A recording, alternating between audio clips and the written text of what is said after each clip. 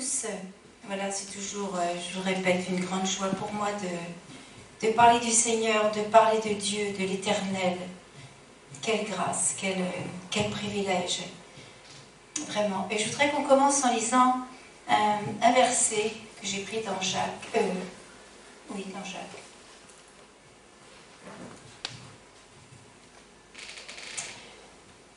Mettez en pratique la parole et ne vous bornez pas à l'écouter en vous trompant vous-même par de faux raisonnements. Car si quelqu'un écoute la parole et ne la met pas en pratique, il est semblable à un homme qui regarde dans un miroir son visage naturel et qui, après s'être regardé, s'en va et oublie aussitôt qui il était. Mais celui qui aura plongé les regards dans la foi parfaite, la foi de la liberté, et qui aura persévéré, n'étant pas un auditeur oublieux, mais se mettant à l'œuvre, celui-là sera heureux dans son activité.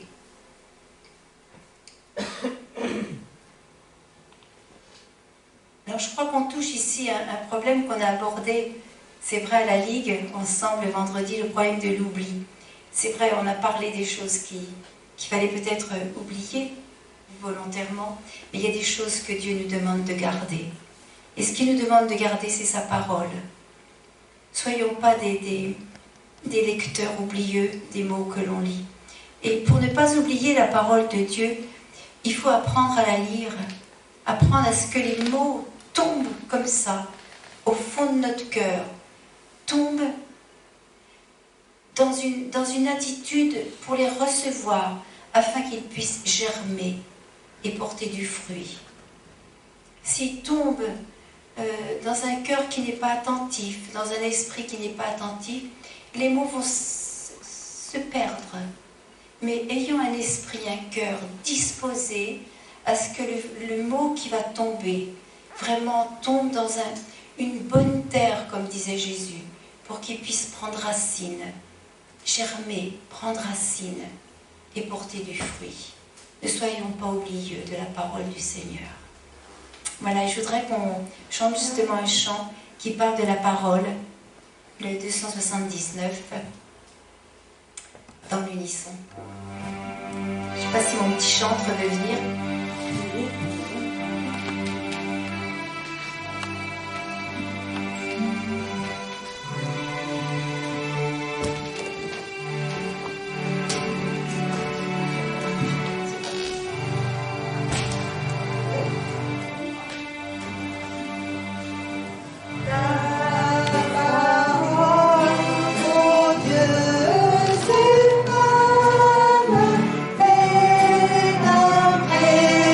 Dieu,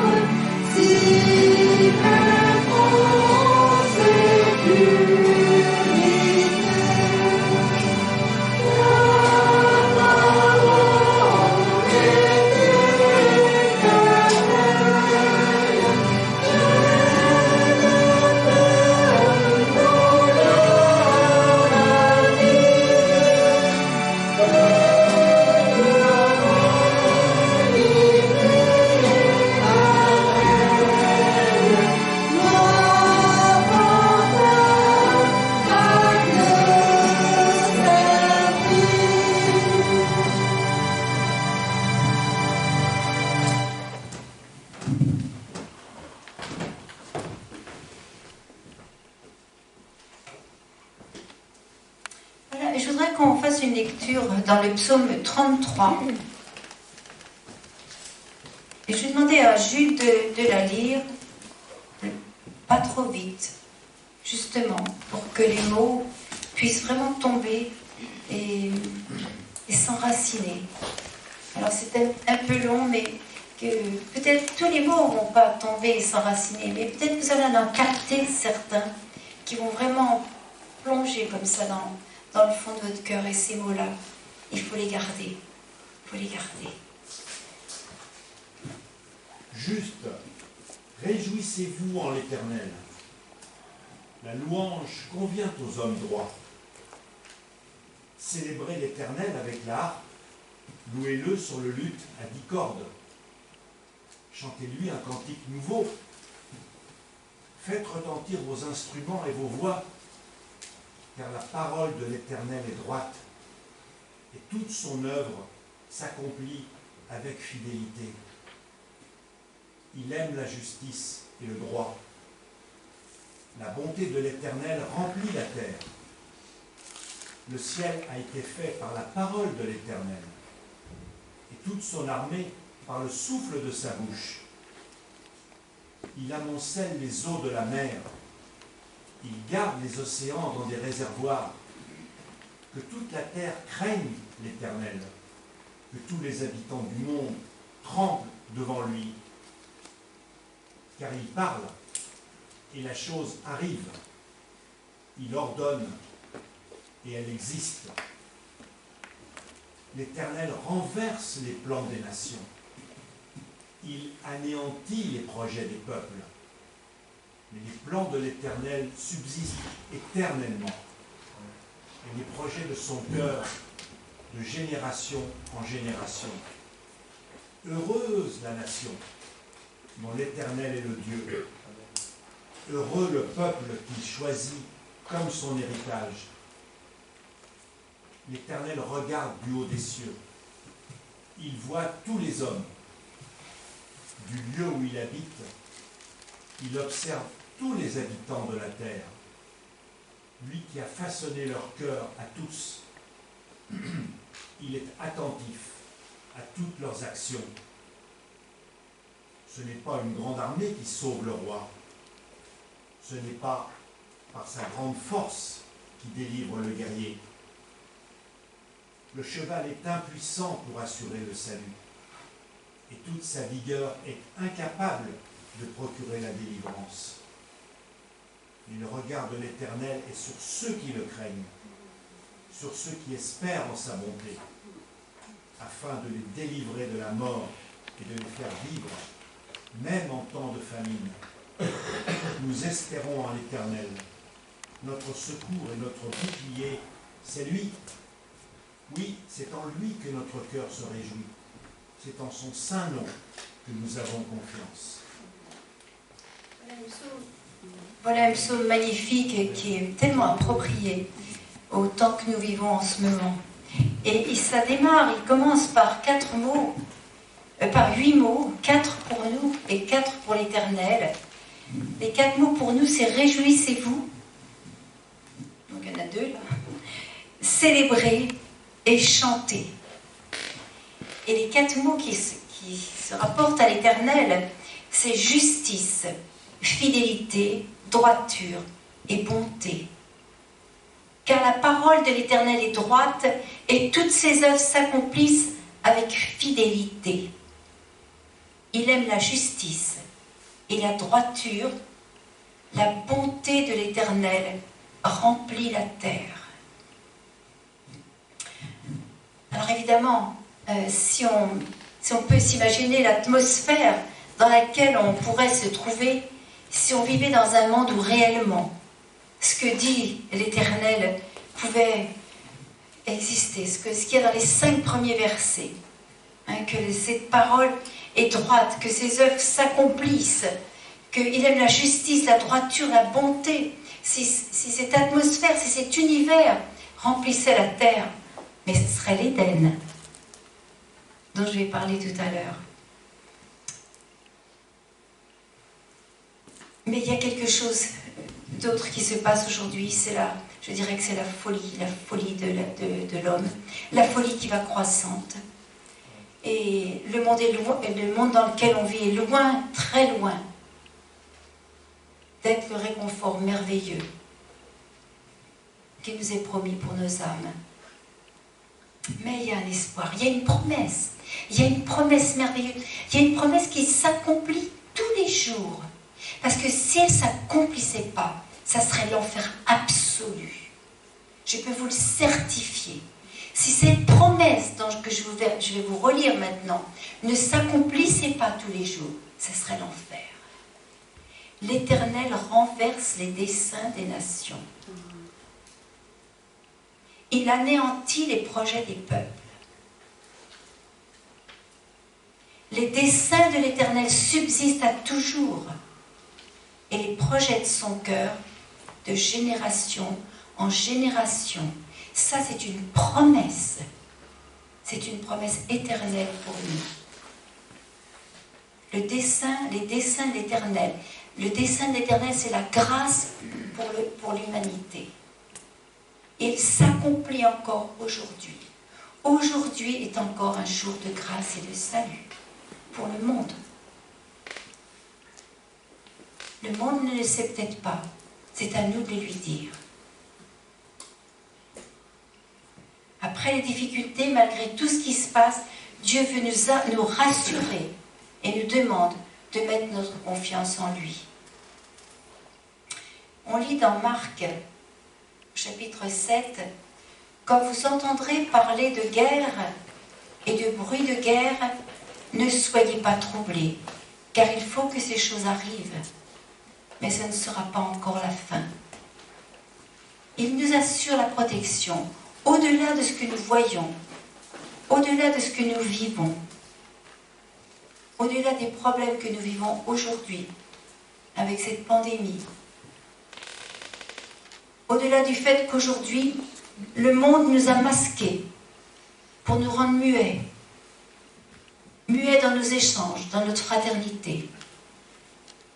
Mais au-delà de ça, le Seigneur nous réconforte et il nous dit, voici, l'œil de l'Éternel est sur ceux qui le craignent, sur ceux qui espèrent en sa bonté, afin d'arracher leur âme à la mort et de les faire vivre au milieu de la famine, au milieu de la pandémie, au milieu de la souffrance, au milieu de la douleur.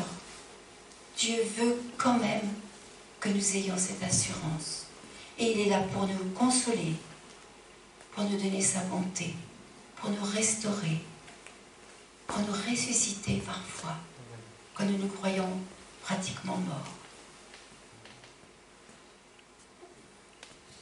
Alors l'œil de l'Éternel, vous savez, il n'est pas question de fanfaronner dans les périodes de trouble. Mais dans l'intimité de notre relation à Dieu, de lui faire confiance et de faire équipe avec lui, de le chérir. L'œil de l'Éternel ne nous lâche pas. Il nous voit là où nous sommes et il veut que nous regardions au travers de son propre regard afin de voir les choses et les événements selon sa pensée. Car notre cœur met en lui sa joie, car nous avons confiance en son saint nom. Éternel, par ta grâce, sois sur nous, comme nous espérons en toi. Et je voudrais qu'on chante « Oh, que toute la terre entonne ».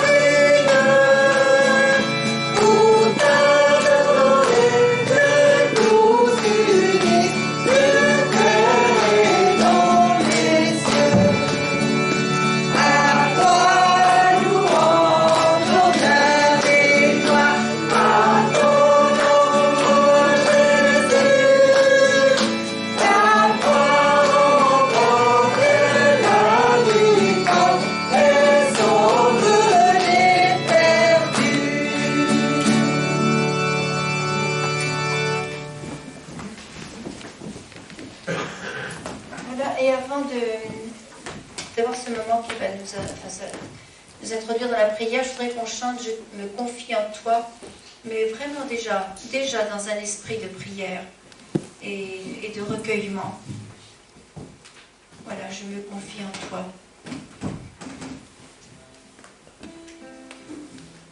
Je sais que tu es mon Dieu, mon avenir est dans ta surmain. Oui, dans ta surmain. Je me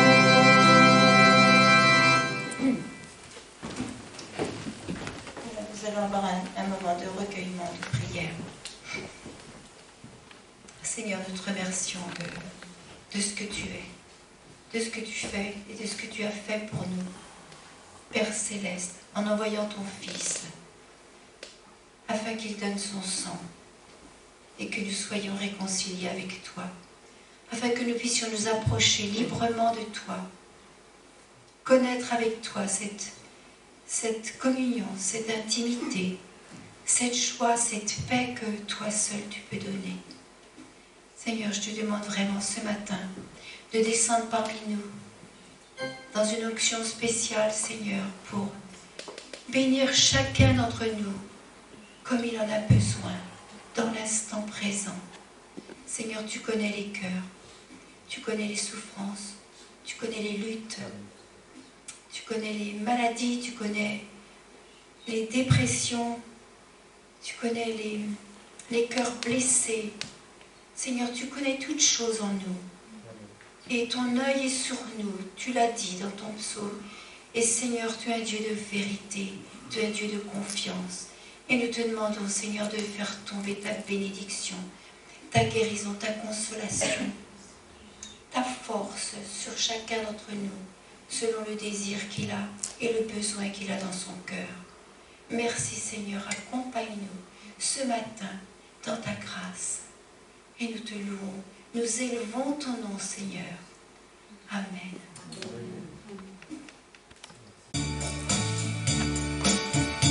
Oh, quel beau soleil dans mon âme, il reste en vie, il illumine en tout.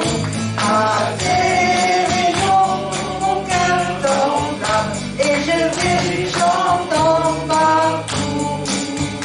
Oh, quel beau soleil dans mon âme, il reste en vie, il illumine en tout. À tes rayons, mon cœur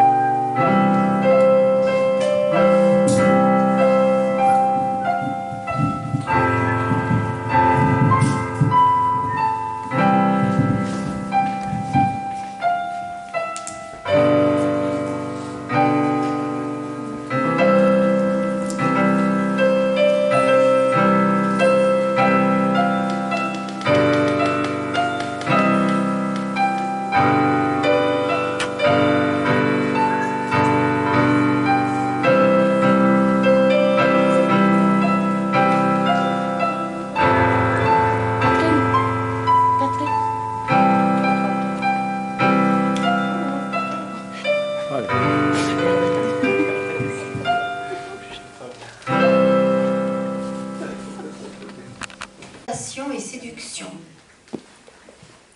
Je ne sais pas vraiment pourquoi ça m'a tenté.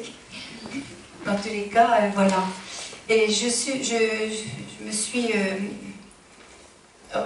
reposée sur un texte, mais que je vais évidemment bien élargir, hein, qui est dans Jacques, chapitre 1, versets 12 à 15.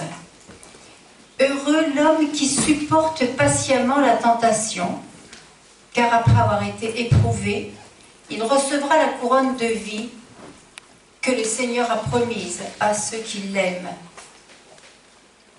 Que personne, lorsqu'il est tenté, ne dise « c'est Dieu qui me tente », car Dieu ne peut être tenté par le mal et il ne tente lui-même personne.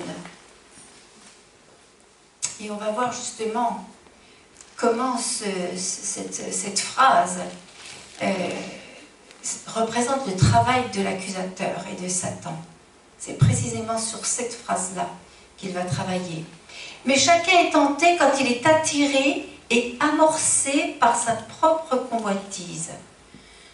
Et puis la convoitise, lorsqu'elle a conçu, enfante le péché. Et le péché, étant consommé, produit la mort. Alors, tentation et séduction agissent souvent de concert. Et même si la tentation arrive de l'extérieur, ça n'enlève pas la part de responsabilité personnelle dans ce qu'on pourrait appeler le passage à l'acte. Alors le dictionnaire, il nous dit que tentation, c'est une impulsion qui pousse au péché et au mal. Et que la convoitise, c'est un désir extrême, sans scrupule et immodéré de posséder une chose ou un être. Une chose ou un être. Et voilà, ce désir de pouvoir, de posséder, repose sur le phénomène de séduction. Alors, on va essayer de voir comment ça se passe dans la Genèse. Qu'est-ce qui s'est passé au moment de cette première séduction, cette première tentation? Il est écrit, l'Éternel Dieu donna cet ordre à l'homme. Alors, écoutez bien la phrase. Tu pourras manger de tous les arbres du jardin. Tu pourras manger de tous les arbres du jardin. Mais tu ne mangeras pas de l'arbre de la connaissance du bien et du mal, car le jour où tu en mangeras, certainement tu mourras. C'est ce que Dieu a dit à Adam, pour lui donner un libre arbitre, pour le rendre libre. S'il lui a interdit l'arbre de la connaissance du bien et du mal, c'est pour que l'homme soit libre. C'était son libre arbitre. Au moment où il parle à Adam, la femme n'est pas encore créée. On est face à un Adam qui est à la fois homme et femme. Donc, c'est la dame qui a entendu cette parole. Et c'est pourquoi la réponse que la femme va faire au serpent lorsqu'elle va être tentée, va se faire en fonction, ne va pas se faire en fonction de l'ordre de Dieu, mais en fonction de la phrase que le serpent va dire à la femme. C'est très important ça. C'est très important de saisir que la femme n'a pas entendu l'ordre de Dieu. Alors, on nous dit le serpent était le plus rusé de tous les animaux des champs que l'Éternel avait fait. Et il dit à la femme, Dieu a-t-il réellement dit, vous ne mangerez pas de tous les arbres du jardin. Voilà la phrase que dit Satan. Vous ne mangerez pas de tous les arbres du jardin.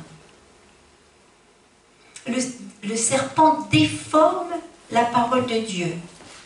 Il touche à la parole. Alors que Dieu avait donné un ordre positif, vous pourrez manger de tous les arbres du jardin. Le serpent donne un ordre négatif. Vous ne mangerez pas de tous les arbres du jardin. Donc il a créé un interdit. Et en créant cet interdit, il éveille un désir chez la femme et il enclenche le mécanisme de séduction et de convoitise. Dieu avait dit, vous pourrez manger de tous les arbres du jardin. C'est-à-dire qu'il donnait une pleine jouissance à l'homme des fruits qui se trouvaient dans le jardin. Cette jouissance avait une limite, mais qui justement avait le pouvoir et l'avantage de le rendre libre. Le serpent est rusé et il sait que la femme n'a pas entendu l'ordre directement.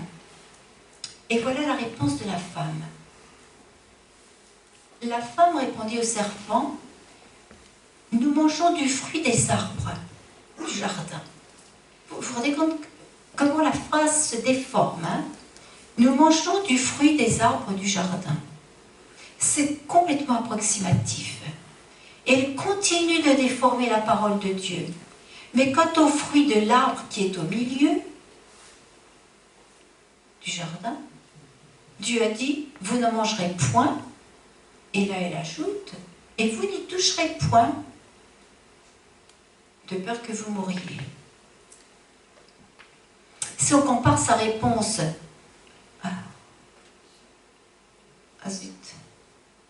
si on compare sa réponse à l'ordre donné par Dieu, on voit qu'elle supprime certaines choses et qu'elle en ajoute d'autres. Puis, il y a une méconnaissance de l'arbre. Elle sait simplement qu'il est au milieu du jardin, mais elle ne le nomme pas. Elle n'est pas vraiment consciente de l'importance de l'arbre et de ses conséquences. Elle manque de connaissance. C'est le maillon faible dans le jardin. Et le serpent va profiter de son manque de connaissance, de solidité spirituelle, pour la séduire par une autre parole. Ainsi, la femme a été séduite. Elle a été séduite par des paroles qui ne ressemblent plus à un ordre, mais à un doux conseil. Le serpent va faire planer le doute sur la parole de l'Éternel. Dieu a-t-il réellement dit? Elle ne connaît pas très bien l'ordre de Dieu, parce qu'elle ne l'a pas entendu de ses propres oreilles, alors qu'elle voit et qu'elle entend parfaitement le serpent. Elle est en train de se connecter à la terre et à ce qui monte de la terre. Et le serpent la dispose ainsi à entendre la suite tragique et mensongère de son discours. Vous ne mourrez point. Mais Dieu sait que le jour où vous en mangerez, vos yeux s'ouvriront et vous serez comme des dieux, connaissant le bien et le mal. Dans son piège, il sème la confusion au niveau de la connaissance du bien et du mal. Et il ne parle pas de l'arbre. Tout devient confus. Et il lui ment à nouveau en lui insufflant un autre désir. Vos yeux s'ouvriront. La femme est complètement séduite. Elle est prise au piège. Et les paroles du serpent remplissent son cerveau et envahissent son subconscient au point que ses yeux voient maintenant au travers des yeux du serpent. Le processus utilisé par Satan est toujours le même. Il met le doute dans la parole de l'Éternel. La femme était le maillon faible parce qu'elle n'était pas véritablement instruite dans la parole de l'Éternel. Et si on ne connaît pas la parole, le serpent peut nous entraîner dans ce qui est contraire à la pensée de Dieu. Dans le jardin d'Éden, la parole de Dieu était à l'affirmatif. Vous pourrez manger de tous les arbres du jardin. La seule interdiction avait pour but de donner à l'homme la liberté de choisir l'Éternel et de l'aimer. C'était le sceau de l'alliance. Mais par un seul homme, le péché est donc rentré dans le monde par le mécanisme de la tentation. La femme vit que l'arbre était bon à manger et agréable à la vue, et qu'il était précieux pour ouvrir l'intelligence. son fruit en mangea, et en donna aussi à son mari qui était auprès d'elle, et il en mangea. Les yeux de l'un et l'autre s'ouvrirent, et ils connurent qu'ils étaient nus. Les yeux de l'un et de l'autre s'ouvrirent pour connaître qu'ils étaient nus, c'est-à-dire qu'ils avaient perdu la connexion avec Dieu. La présence de l'Éternel les avait quittés, et ils étaient nus, fragiles, vulnérables, souffrant comme des écorchés vifs, pris dans l'angoisse de la mort. En hébreu, vous savez, le terme veut dire aussi desséchés. Ils se sont retrouvés privés de la source vive. Vous savez, j'ai taillé mon magnolia et il y avait une branche qui était jolie de forme. Il y avait une ou deux fleurs dessus. Et je l'ai mis dans un pot où j'ai mis de l'eau. Et les fleurs étaient en bourgeon. Et elles sont sorties, hein. Elles sont sorties. J'ai eu des petites feuilles grandes comme ça. Et elles ont duré un certain temps. Peut-être plusieurs, je ne sais pas, 1 ou 2 semaines. Puis elles ont fini par se flétrir. Alors elles étaient grandes comme ça à peu près les feuilles. Mais sur mon magnolia dehors, les feuilles elles étaient grandes comme ça. Et puis la branche, elle a fini par mourir et je l'ai jetée. Elle s'est desséchée. Elle était privée de la source. Alors qu'est-ce qui s'est passé avec Adam dans le jardin d'Éden? On va voir ce que représente le mot Adam. Vous voyez, le mot Adam, il est formé de 3 lettres en hébreu.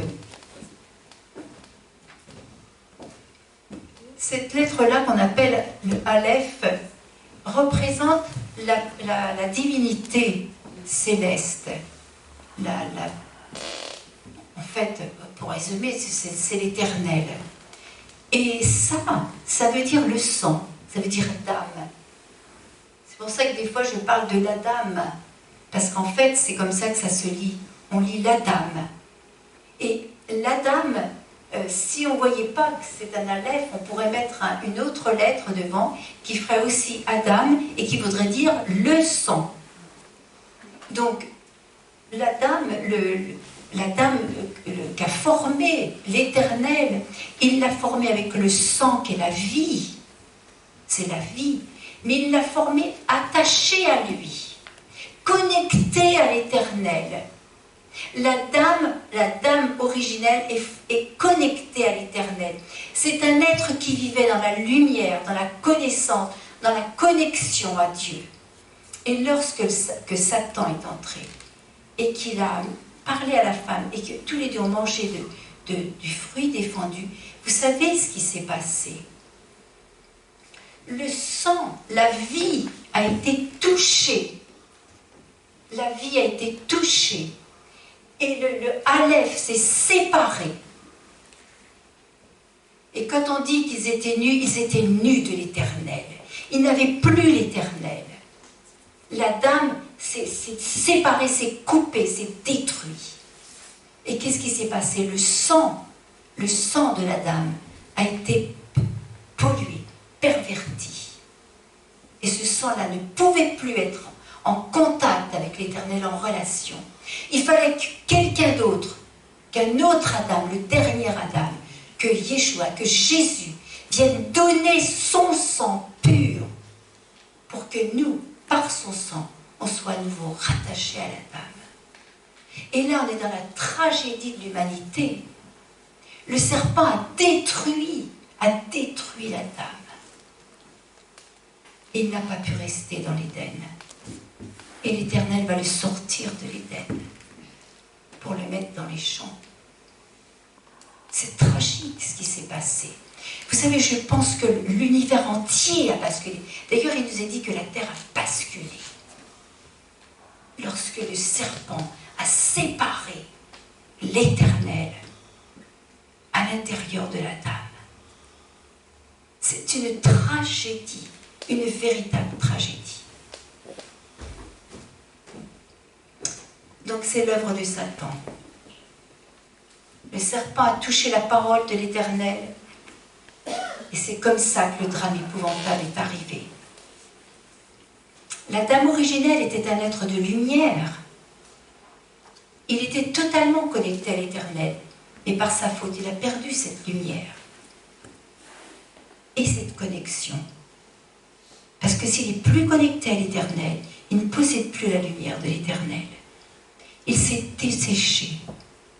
La source vitale s'est retirée de lui. Ce qui faisait la force, mais aussi sa paix et sa joie, c'était la connexion à l'Éternel. Dieu va chasser son Adam du jardin d'Éden, de ce lieu de délices et de paix. Et on lit l'Éternel Dieu dit, voici l'homme est devenu comme l'un d'entre nous pour la connaissance du bien et du mal. Empêchons-le maintenant d'avancer sa main, de prendre de l'arbre de vie, d'en manger et de vivre éternellement. Et l'Éternel Dieu chassa du jardin d'Éden pour qu'il cultivât la terre d'où il avait été pris. C'est ainsi qu'il chassa l'Adam. Et il mit à l'orient du jardin d'Éden des chérubins qui agitent une épée flamboyante pour garder le chemin de l'arbre de vie. Et vous savez ce qu'est devenu cet homme privé de la connexion de Dieu, dont le sang a été touché par l'esprit de Satan? Il est devenu un être sanguinaire, plein de violence. Parce que le sang pur, le sang céleste, avait été touché. Et c'est toute l'histoire de Caïn qui a tué Abel. La première conséquence de la chute de ce sang qui a été touché par l'esprit de Satan, c'est que ce sang est devenu un sang de violence. L'homme est devenu sanguinaire. L'Éternel, et pourtant, l'Éternel s'est approché de Caïn. L'Éternel n'a jamais oublié l'homme qu'il a créé et qu'il a aimé. Jamais, jusqu'à aujourd'hui. L'homme aime son humanité et il essaye de faire tout ce qu'il peut pour que l'humanité revienne à lui. Et il a essayé avec Caïn. Il lui a dit, l'Éternel dit à Caïn, pourquoi es-tu irrité? Pourquoi ton visage es-tu abattu? Certainement, si tu agis bien, tu relèveras ton visage. Et si tu agis mal, le péché se couche à la porte et ses désirs se portent vers toi. Mais toi domine sur lui. Le péché est devant toi. Tu es conscient et tu le vois. Et tu sens les désirs agir en toi.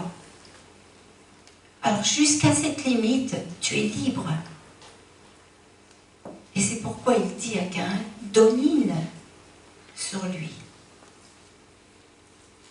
Mais à un moment donné, si tu ne réagis pas, si tu ne réagis pas à temps, la force du désir couvre, vous savez ce qu'elle couvre? La force du désir. Elle couvre la conscience. Il n'y a plus de conscience. Il n'y a plus de scrupules. Et tu franchis la porte. Et tu tombes. Tu succombes à la tentation.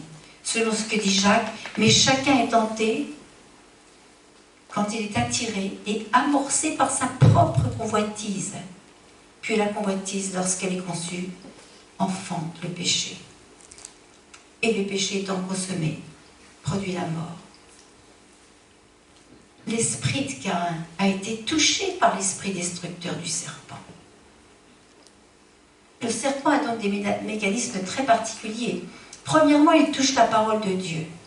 Il la déforme et il la met en doute. Et il fit de même avec le Seigneur dans le désert. Mais vous savez, la grande différence, c'est qu'à chaque parole de Satan, Jésus répondait, il est écrit. Et c'est pourquoi la Bible se referme sur cette parole. Si quelqu'un retranche quelque chose des paroles du livre de cette prophétie, Dieu le retranchera sa part de l'arbre de vie et de la ville sainte, décrit dans ce livre. Il ne faut pas toucher à la parole de Dieu.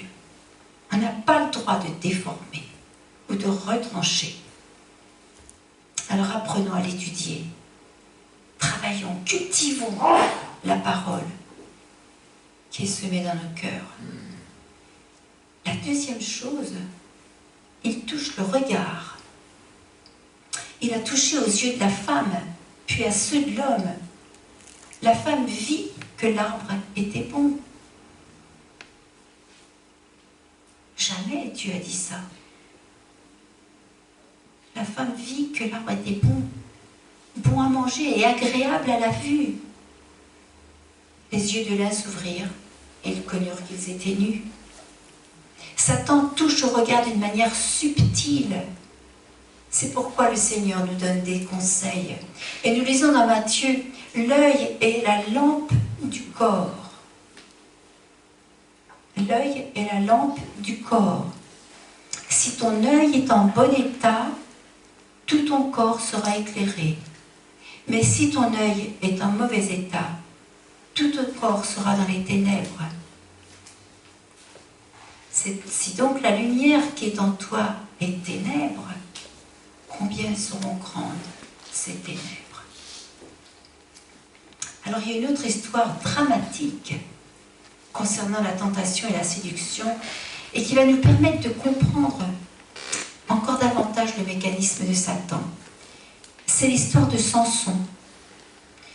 Il y a des personnages dans la Bible qui sont plus que des personnages, qui sont des symboles. Il nous est dit que la mère de Samson était stérile, mais l'ange de l'Éternel lui apparut et lui dit « Tu vas devenir enceinte et tu enfanteras un fils. » Et voilà l'ordre de l'Éternel. Il y a un ordre. Le rasoir ne passera point sur sa tête, parce que cet enfant sera consacré à Dieu dès le ventre de sa mère.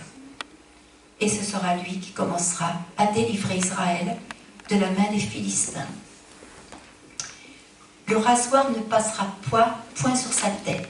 Voilà un ordre donné avant même la conception. Et Samson tirait une force incroyable de ses cheveux. Bon.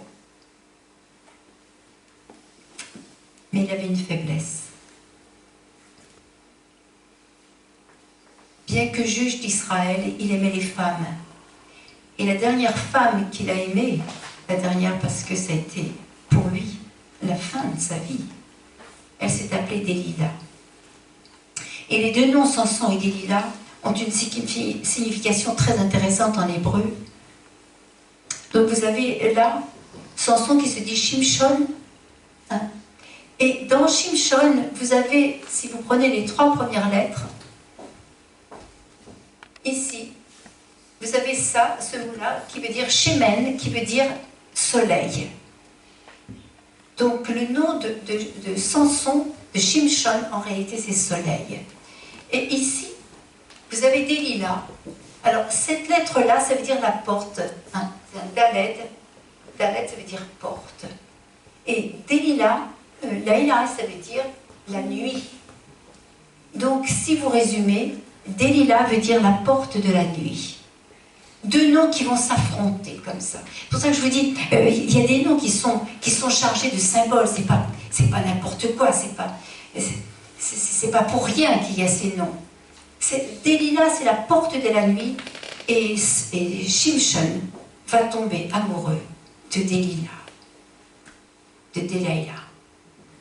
C'est quand même incroyable. Alors qu'est-ce qui va se passer? Voilà que Samson, ce personnage dont l'apparence, ce qui s'apparente au soleil, tombe amoureux et se place sous l'influence de Délila, la porte de la nuit, sous l'influence des ténèbres. Et le discours de Délila est rempli de l'esprit de Satan. Il y a de la douceur, de la politesse, aucune violence apparente. On peut tellement lui faire confiance à Délila.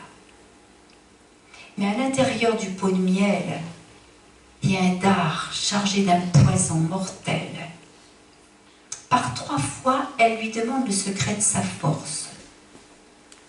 Et pour finir, elle lui demande de lui accorder l'exclusivité de son amour. Elle lui dit « Comment peux-tu dire je t'aime puisque ton cœur n'est pas à moi ?» Et il se passe quelque chose de terrible avec Shimshon. Voilà ce que nous dit le texte. Comme elle était chaque jour à le tourmenter et à l'importuner par ses instances, son âme s'impatienta à la mort. Et il lui ouvrit son cœur. Et Samson lui rapporte les paroles de l'Éternel, le secret de l'Éternel. Le hasard ne passera point sur ma tête parce que je suis consacré à Dieu dès le ventre de ma mère. Si j'étais rasé, ma force m'abandonnerait et je deviendrais faible. Et je serais comme tout autre homme. Et c'est ainsi que qu'il livre le secret de l'Éternel et qu'en réalité, il se livre lui-même entre les mains de cette femme. On découvre alors une troisième ruse de Satan, c'est l'endormissement. Parce que Samson est réduit et séduit, il perd sa maîtrise. Il est séduit par cette femme qui le harcèle jour après jour, jour après jour. Elle lui dit le même discours. Il perd sa maîtrise et le contrôle de sa propre conscience. Et vous savez ce qu'elle fit? Elle l'endormit sur ses genoux. Et ayant appelé un homme, elle rasa les 7 tresses de la tête de Samson et commença ainsi à le dompter. Il perdit sa force. Les Philistins le saisirent. Et vous savez, quand Satan lui disait « Vos yeux s'ouvriront », voilà l'esprit de Satan dans cette femme qui s'appelle Delilah. Les Philistins le saisirent et lui crevèrent les yeux. Ils le firent descendre à Gaza et le lièrent avec des chaînes d'airain. Ils tournaient la meule dans la prison. Cet homme qui s'appelle Soleil, qui avait une force incroyable, qui était juge en Israël, qui avait un destin.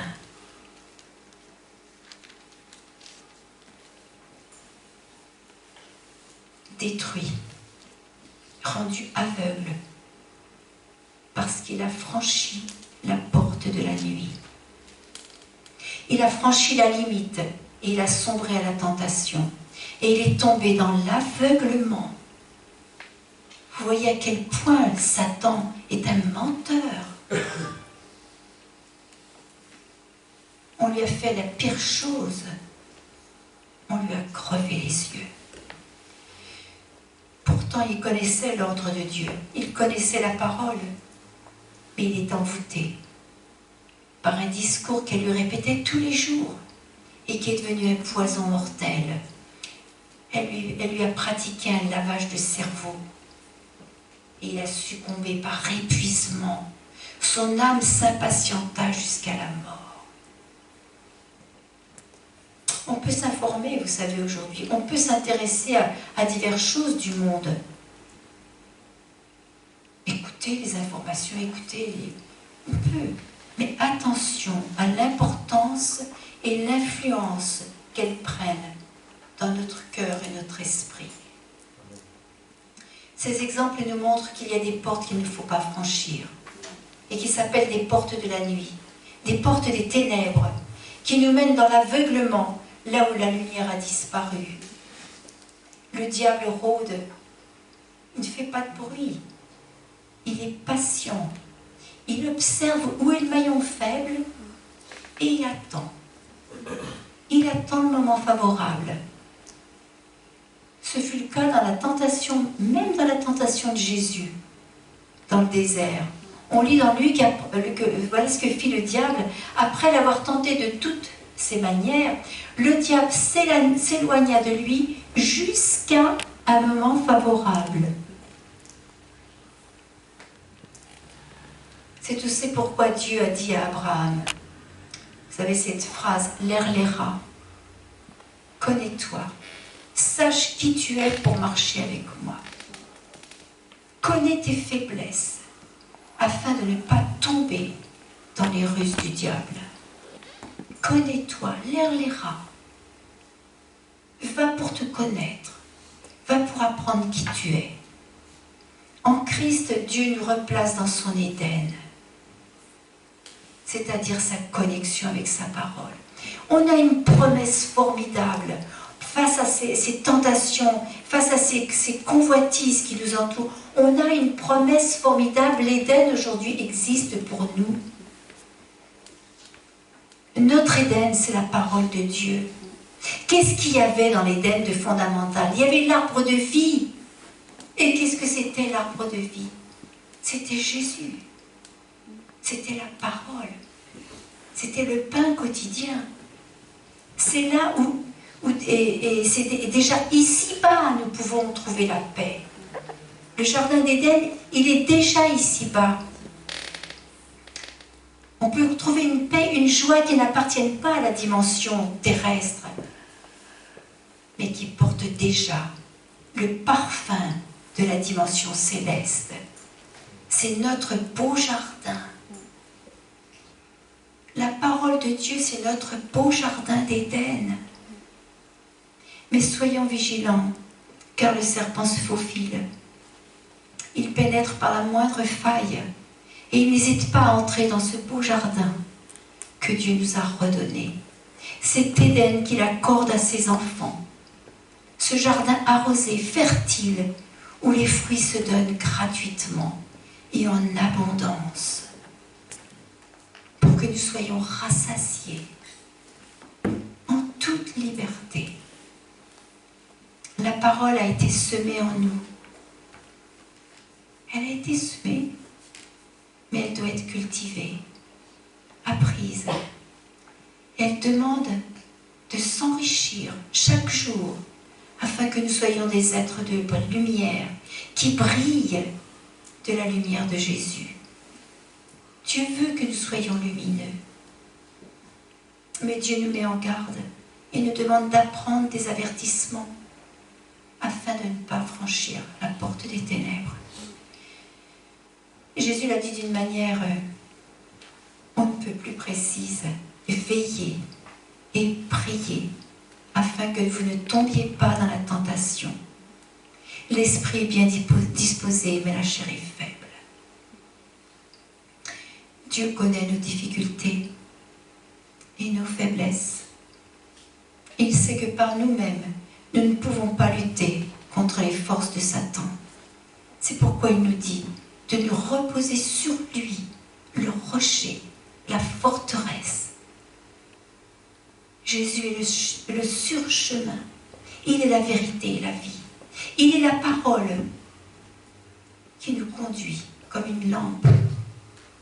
Demeurons dans sa parole qui est véritablement notre Éden. Et je voudrais terminer avec cette phrase du psaume de David. L'Éternel est ma lumière et mon salut. De qui aurais-je crainte? L'Éternel est le soutien de ma vie. De qui aurais-je peur? Un dernier mot, tiré du psaume 37. Confie-toi en l'Éternel et pratique le bien. Aie le pays pour demeure et la fidélité pour pâture. Fais de l'Éternel tes délices et il te donnera ce que ton cœur désire. Recommande ton sort à l'Éternel, mets en lui ta confiance et il agira. Il fera paraître ta justice comme la lumière et ton droit comme le soleil à son midi. Que l'Éternel vous bénisse.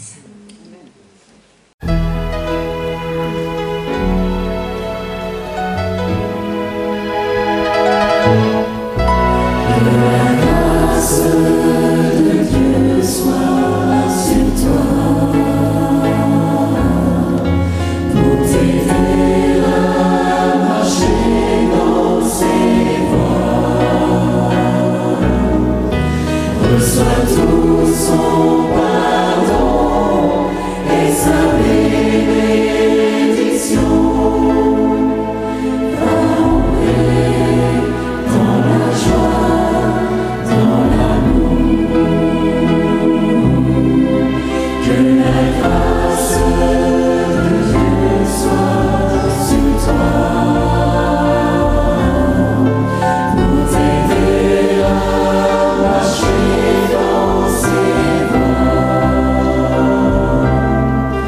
Reçois tout son